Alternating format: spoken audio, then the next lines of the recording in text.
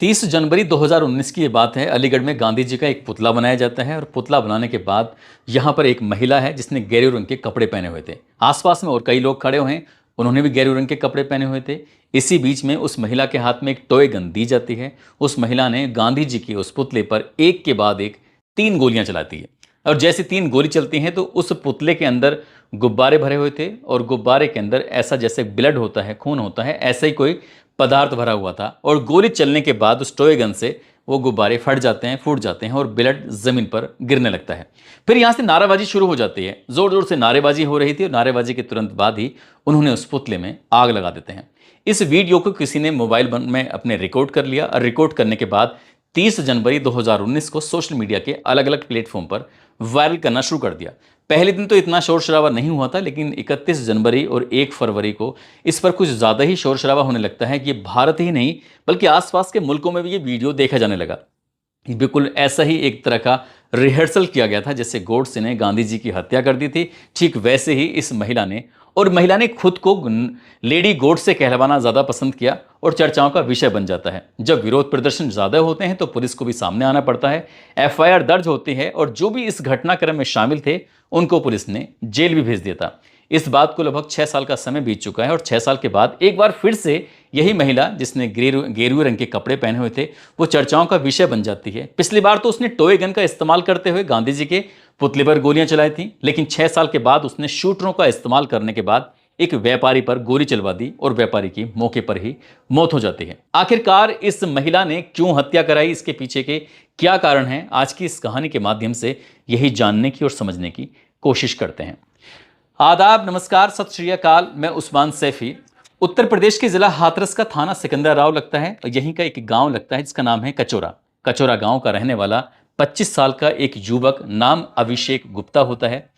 कुछ समय पहले तक इस युवक ने अपने पिता के साथ जो आड़ती का काम करता था और लेकिन इसने अपने पिता से कहा कि मैं अपना खुद का काम करना चाहता हूं।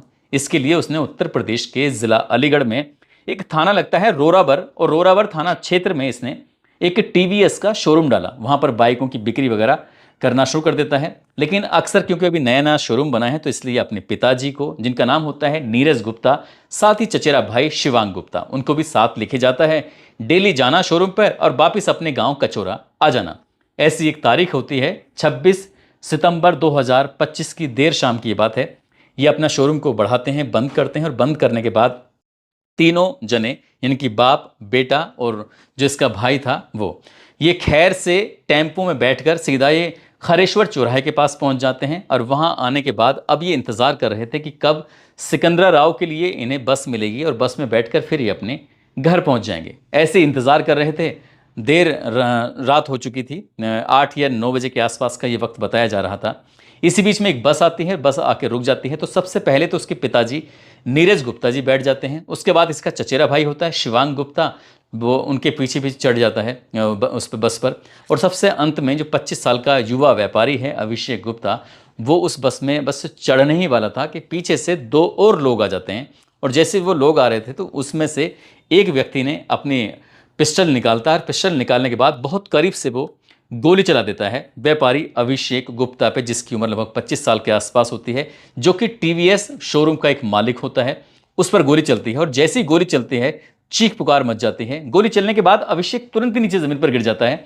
गोली उसके गर्दन को पार करती हुई सीधा भेजे में जाती है और भेजे से आंख के रास्ते से वो निकल जाती है। यानी कि उसके जो पूरा चेहरा था एक तरह से बिगड़ चुका था, खराब हो चुका था, वो गिर जाता है। उसके पिता की चीखें निकलनी शुरू हो जाती हैं। जो उसका भाई था वो भी चीखने लगता है और बस के अंदर जो बैठे वो बाकी लोग थे वो भी चीखने लगते हैं और यहाँ से मौका पाते इधर से उधर भागने लगते हैं। ये नहीं समझ पा रहा था कोई अभी व्यक्ति कि आखिरकार गोली किसने चलाई, क्यों चलाई, इसकी हत्या के पीछे क्या कारण है, कुछ समझ नहीं पा रहे थे। तभी कुछ लोगों ने हिम्मत जुटाते हुए इस व्यापारी को उठाया। उठाने के बाद पास में ही एक JN मेडिकल कॉलेज है, वहाँ लेके जाते हैं इलाज के लिए ताकि इसकी जान बच सके। लेकिन गोली ऐसी जगह मारी थी जहाँ से बचने की कोई चांस ही नहीं थे और डॉक्टरों ने भी यही कहा कि हम इन्हें बचा नहीं सके, इनको गोली कुछ इस तरह से जो लगी हुई है। इसके बाद पुलिस को सूचना दी जाती है, पुलिस भी मौके पर पहुंच जाती है और देखते ही देखते कि पूरे शहर भर में ये बात आग की तरह फैल जाती है। लोग ये सोच रहे थे कि आखिरकार एक युवा व्यापारी की इस तरह से हत्या क्यों की, किसने की। पुलिस वाले आते हैं और इस मामले की जांच पड़ताल में जुट जाते हैं। जैसे पुलिस वाले इस मामले की जांच पड़ताल में जुटे थे, उस लड़के के पिता नीरज गुप्ता से पूछा जाता है कि आप बता सकते हैं कि आपके बेटे की किसी से तो कोई दुश्मनी तो नहीं है। पिता ने जो अपने मुंह से जो बात कही थी, वो पुलिस वालों के लिए क्या पूरे शहर के लिए यकीन करने वाली बात नहीं थी। ऐसा लग रहा था कि इसमें कोई ना कोई झोल है। शुरुआत में इस मामले को दबाने की कोशिश की गई थी, क्योंकि मामला जिससे जोड़ा जा रहा था वो बहुत ही हाई प्रोफाइल व्यक्ति है। उसको पूरे देश ही नहीं, आसपास के मुल्कों में लोग जानते हैं, पहचानते हैं, क्योंकि साल 2019 की बात है। 30 जनवरी की वो तारीख थी। एक पुतला बनाया जाता है गांधी जी का, और गांधी जी का पुतला बनाने के बाद टॉय गन से एक के बाद एक 3 गोलियां चला जाती हैं, और उससे कुछ जैसे खून होता है वैसे ही गिरता है, क्योंकि गुब्बारे के अंदर खून भरा हुआ था। उसके बाद फिर पुतले में, गांधी जी के पुतले में आग लगा दी जाती है। वो गांधी जी जिनकी वजह से पूरी दुनिया में भारत की अपनी एक पहचान स्थापित है। उस विरोध प्रदर्शन भी होता है, लेकिन इस महिला का इस बार फिर से नाम आना, क्योंकि इस महिला के नाम बताया गया अखिल भारत हिंदू महासभा की राष्ट्रीय सचिव महामंडलेश्वर अन्नपूर्णा भारती उर्फ पूजा शकुन पांडे, और उनके पति अशोक पांडे का नाम लिया जाता है। नीरज गुप्ता ने कहा कि मेरे बेटे की हत्या इन दोनों ने मिलकर कराई है। इन दोनों ने शूटरों को हायर किया है, और शूटर हायर करने के बाद गोली चलाई है। जैसे ये बात आती है तो पुलिस वालों को भी यकीन नहीं हो रहा था, जो सुन रहे थे उनको भी यकीन नहीं हो रहा था कि आखिरकार ऐसा कैसे हो सकता है। वो क्यों गोली चलवाने लगी, महामंडलेश्वर क्यों मरवाने की लगी इस बच्चे को। जब इस तरह की बात आती है तो फिर मीडिया ने इस मामले को अब हाईलाइट करना शुरू किया है, और मीडिया ने फिर ये जानने की कोशिश की। तो ये अलग अलग अखबार, अलग अलग टेलीविज़न पर, अलग अलग सोशल मीडिया के प्लेटफॉर्म पर ये कहानी सोशल मीडिया पर बहुत तेज़ी के साथ वायरल होना शुरू हो जाती है। दरअसल जिस गांव का ये लड़का होता है अभिषेक गुप्ता, कचौरा गांव, जो कि सिकंदराव थाना क्षेत्र के और जिला लगता है हाथरस, उसी गांव के रहने वाले एक प्रोफेसर होते हैं। अब फिलहाल तो वो इस दुनिया में नहीं है। नाम उनका प्रोफेसर आर आज़ाद होता है। आर आज़ाद वो प्रोफेसर होते हैं। उनकी पोस्टिंग हुआ करती थी हरियाणा के हिसार में, और हरियाणा के हिसार में उनकी पोस्टिंग, उसके बाद फिर वो सहारनपुर पहुंच जाते हैं, और सहारनपुर के एक डिग्री कॉलेज में वो प्राचार्य थे। यहीं से वो रिटायर हो जाते हैं। उनकी एक बेटी होती है, और बेटी का नाम होता है पूजा पांडे।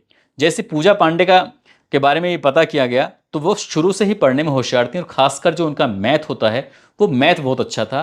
80% से कभी भी उनके नंबर कम नहीं आए। उन्होंने जब पिता के साथ वो हिसार में थी तो उन्होंने इंटर की पढ़ाई की, स्नातक की पढ़ाई की, और आगे चल के उन्होंने CCS यूनिवर्सिटी से उन्होंने MPhil में गणित की पढ़ाई की।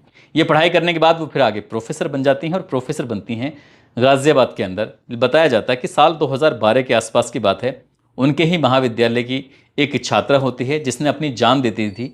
उस लड़की की जान देने की वजह से इनके ऊपर इतना आघात पहुंचता है कि उन्होंने फैसला कर लिया कि वो अब कभी भी ये प्रोफेसर नहीं रहेंगी।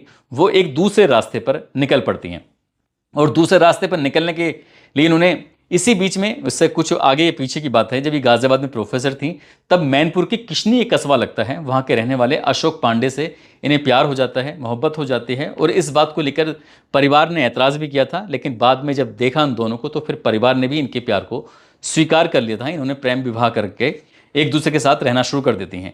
तब ये कमलेश तिवारी के ग्रुप से जुड़ जाती हैं। उनके ग्रुप का नाम होता है अखिल भारत हिंदू सभा की। इनको राष्ट्रीय सचिव भी घोषित कर दिया जाता है, और पूरी तरह से उन्होंने अपनी जो प्रोफेसर था, पढ़ाई लिखाई, उसको तो रखा एक साइड में। कहा कि अब नहीं, अब वो सिर्फ धार्मिक जीवन में प्रवेश कर चुकी थी, और साल 2016 से उन्होंने पूरी तरह से धार्मिक जीवन को ही अपनी ज़िंदगी में अपना लिया था।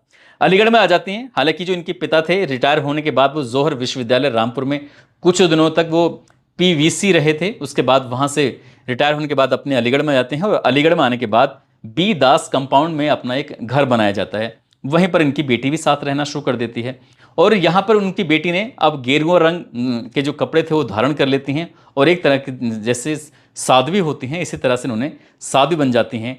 धार्मिक आयोजन करना, सामूहिक हवन करना, धर्म सभा के आयोजन करना, श्रीमद् भागवत कथा कराना, और सड़कों पे जो नमाज पढ़ते हैं उनका भी विरोध करना शुरू कर दिया। आए दिन कोई ना कोई विवादित ऐसे बयान देती थी, और बयान देने की वजह से ये चर्चाओं में आना शुरू हो जाती हैं। और साल 2019 में जब गांधी जी के पुतले पर उन्होंने गोली चलाई थी, तब से ये और ज़्यादा चर्चाओं में जाती हैं। हर कोई इनके बारे में जानने भी लगता है। इनको 2 बच्चे भी होते हैं। एक बेटा जो आज की तारीख में 10वीं क्लास में पढ़ रहा है, और दूसरा बेटा इनका 8वीं क्लास में पढ़ रहा है। ठीक है, ऐसे ही एक इनके गांव कचौरा का एक बालक होता है जिसका नाम अभिषेक गुप्ता होता है। अभिषेक गुप्ता के जो पिताजी होते हैं नीरज गुप्ता, उन्होंने अपने बेटे को इनके घर पे भेजा था, क्योंकि इनके घर पे पढ़ाई का माहौल बहुत ज़्यादा बढ़िया था। ये बात थी साल 2015 15 की। उन्होंने कहा कि बेटा तुम अलीगढ़ चले जाओ, जो मेरी बहन है, क्योंकि वो उन्हें अपनी बहन बोलते हैं, पूजा पांडे जी को, तो उनको बहन बोलते हैं कि आप मेरी बहन के यहाँ चले जाओ। और उस वक्त अभिषेक गुप्ता वो छोटे थे, उन्होंने वहीं रहकर इंटर की पढ़ाई की, वहीं रहकर उन्होंने बीए की पढ़ाई की, वहीं रहकर उन्होंने एलएलबी की। और जब एलएलबी कंप्लीट कर लेते हैं तो पंजाब के एक इंस्टीट्यूट में उनका एडमिशन एमबीए में भी करा दिया जाता है। लेकिन इसी बीच में साल 2024 की बात है, दिसंबर का महीना था, अभिषेक गुप्ता का जो छोटा भाई होता है आशीष, उसकी शादी होती है। और जब शादी होती है तो ये बात लोगों को बड़े अचरज में डाल रही थी, आश्चर्य में डाल रही थी। जैसे कपड़े अभिषेक गुप्ता ने पहने हुए थे पिंक कलर के, ठीक वैसे ही महंगे कपड़े पूजा पांडे जी ने भी पहने हुए थे। अब तक तो वो गेरू रंग के कपड़ों में दिखाई देती थी, लेकिन इस शादी समारोह में वो कुछ इस तरह से दिखाई देती हैं। तभी पूछा भी जाता है, इसी बीच में ये लड़का अपनी माँ से कुछ बताता है कि मुझे बार बार ब्लैकमेल किया जा रहा है, मुझे परेशान किया जा रहा है। तभी यहाँ से वो अपने माँ को जब पूरी कहानी बताता है, इन दोनों के नज़दीकी रिश्ते बन जाते हैं। ये दोनों कहीं ऐसा बताया जाता है कि एक दूसरे के बहुत करीब आ जाते हैं। जब करीब आ जाते हैं और वो लड़के को ब्लैकमेल भी करना शुरू कर दिया जाता है। जब पिता से, जब मीडिया वालों ने ये बातचीत करने की कोशिश की तो पिता ने ये सारी बातें बताना शुरू कर दिया था कि उनके बेटे को ब्लैकमेल किया जा रहा था। एक बार 3 लाख रुपए लिए, एक बार 2 लाख रुपए ले लिए जाते हैं।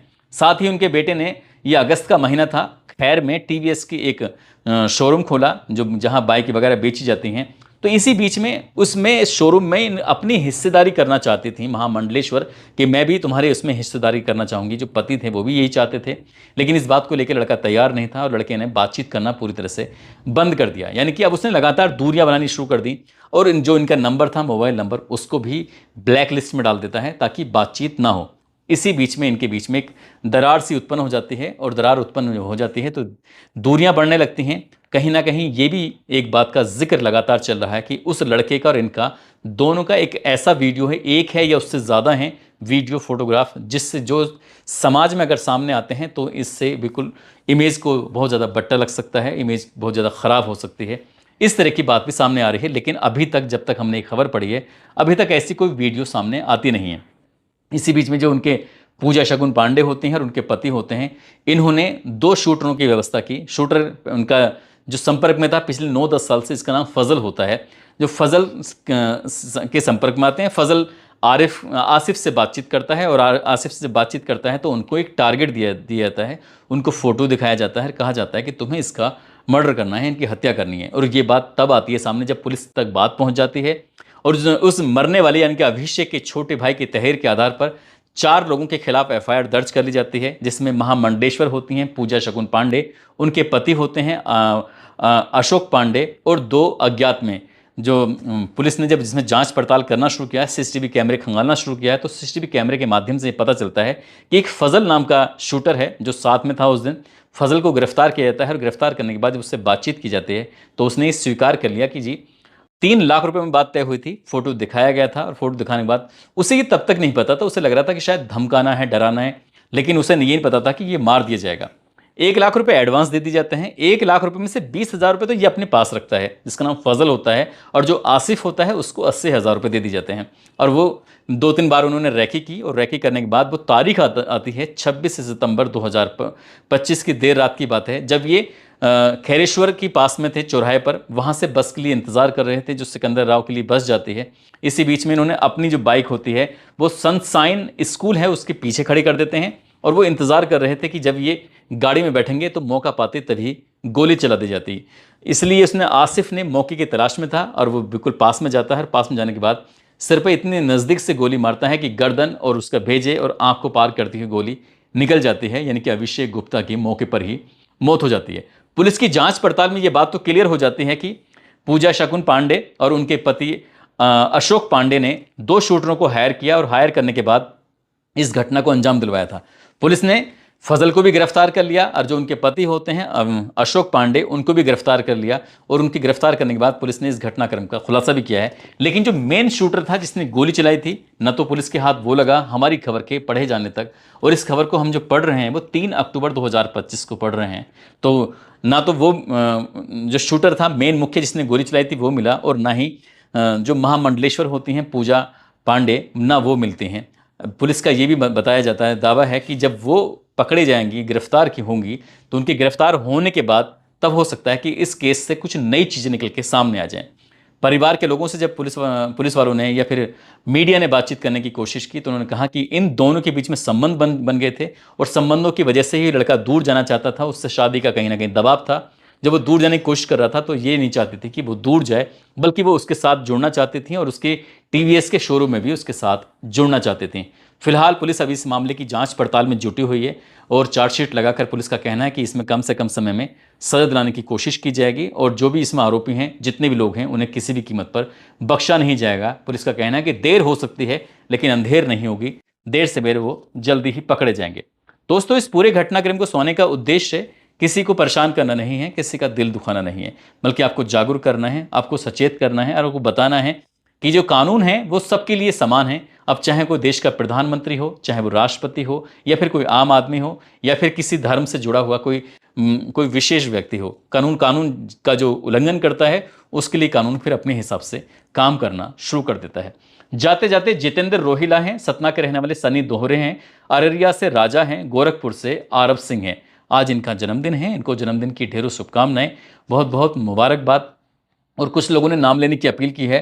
मोहम्मद लुकमान हैं, मोहम्मद जुनैद हैं, पिंकी गर्ग, गौरव तिवारी, कृष्णा देव, सौरभ पांडे, मोहम्मद रऊफ, नाजरीन खान, मुश्ताक शेख, विक्की पंडित, सूरज सिंह, गोविंद कुमार, कयूम अंसारी, गुलाम वारिश, अशोक कुमार, मनोज मौर्य, देवराज सिंह, सुमित गुप्ता, मुन्ना सिंह। आप सब लोग अपना ख्याल रखें, सुरक्षित रहें। जय हिंद, जय भारत।